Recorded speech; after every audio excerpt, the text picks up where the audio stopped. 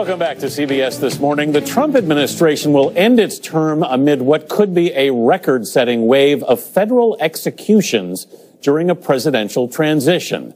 They come after a 17-year hiatus in executing federal inmates. 8 inmates have been executed this year, and another 4 men and 1 woman are set to die before Inauguration Day. Our lead national correspondent David Begnaud looks at the public push to stop one execution scheduled for next week. He is at the federal prison in Terre Haute, Indiana. David, good morning. Anthony, good morning. 40-year-old Brandon Bernard is set to die by lethal injection in 1 week here at the federal prison in Terre Haute. He was convicted in the deaths of 2 youth ministers back in 2000.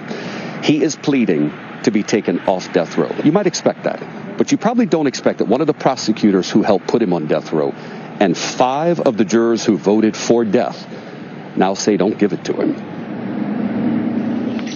Gary McClung is one of those jurors who voted for death for Brandon Bernard back in 2000. But in his heart, he says he felt even then that death was too harsh.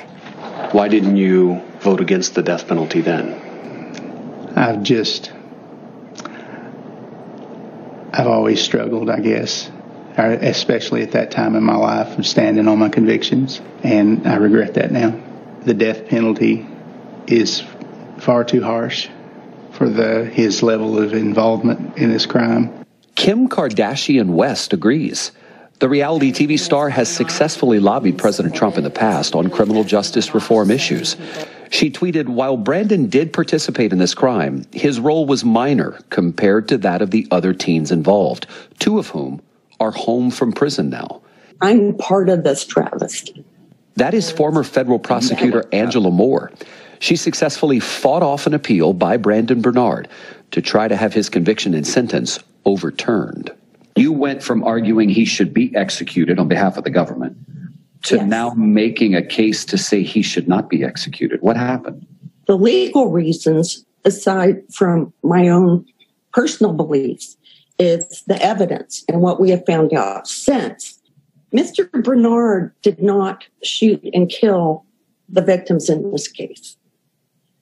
He was not the person who planned this robbery gone wrong. Why didn't you speak up then? First of all, it wouldn't have mattered. The federal government, when you're a prosecutor, at least in our district, you are not allowed to concede error. Now, the U.S. attorney who runs the office where Angela Moore used to work told us she provided inaccurate information and that if the law and or facts establish reversible error, they will concede the error.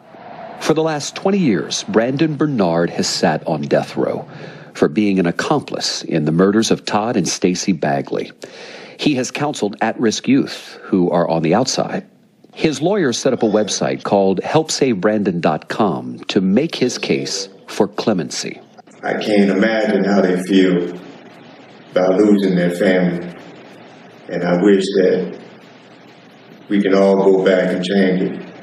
And I'm sorry for all the pain that I've caused. Make no mistakes about it. Brandon Bernard is not an innocent man. But the evidence shows he was not involved in the planning of the horrendous murders of the Bagleys. They were youth ministers who were carjacked, abducted, and then shot. Fellow gang member Christopher Villalva, the shooter, he was executed back in September. Brandon, who was 18 at the time of the crime, set the car on fire with the bodies inside the trunk. Prosecutors told the jury that Stacey Bagley died because of the fire that Brandon Bernard started, and they asked the jurors to give him death for that reason. Best I remember, that was the reason for the death penalty for Brandon Bernard. That is what swayed you? Yes.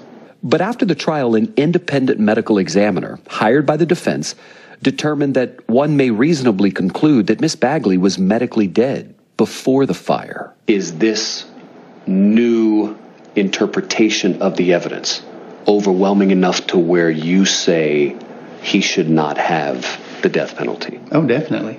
Definitely. The fact that Brandon was both youthful and an accomplice, I think those are really potent reasons that support mercy in this case. For 20 years, attorney Rob Owen has fought to get Brandon Bernard off of death row. The jury was 11 whites and 1 African-American member. The crime involved a group of black teenagers committing a crime against 2 white victims. Those are dynamics which historically have been associated with pressure to return a death sentence. The jurors at Bernard's sentencing were told that he would likely be violent in prison.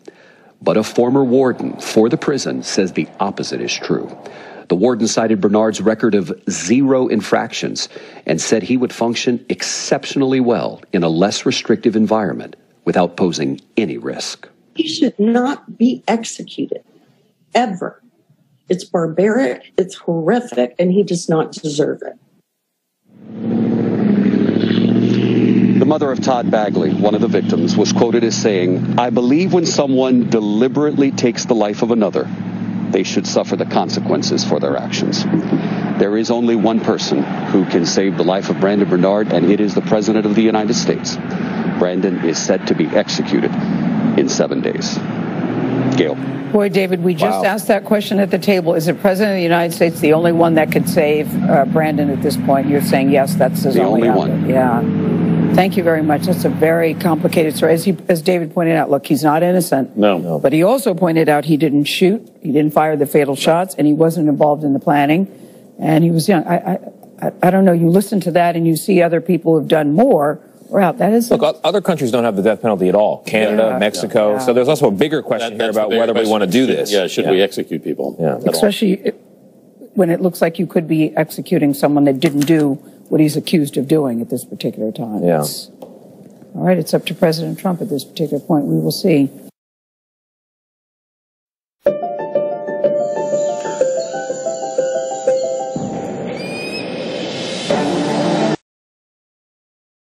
Good evening, and thank you for joining us. We are going to begin with that breaking news. The first vaccine for coronavirus here in the U.S. has just been approved by an FDA advisory panel.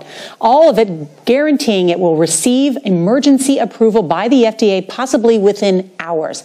Now, that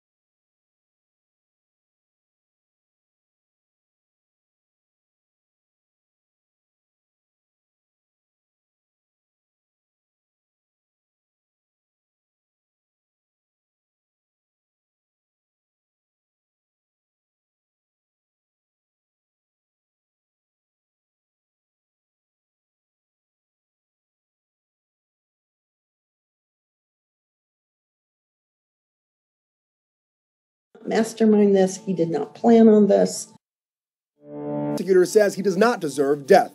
He did not mastermind this. He did not plan on this.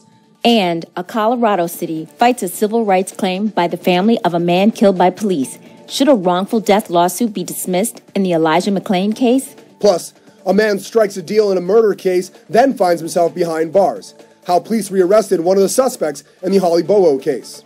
Later, the alleged Kenosha shooter will be tried for murder. We break down Kyle Rittenhouse's self-defense arguments. Law and Crime Daily covering court cases from coast to coast.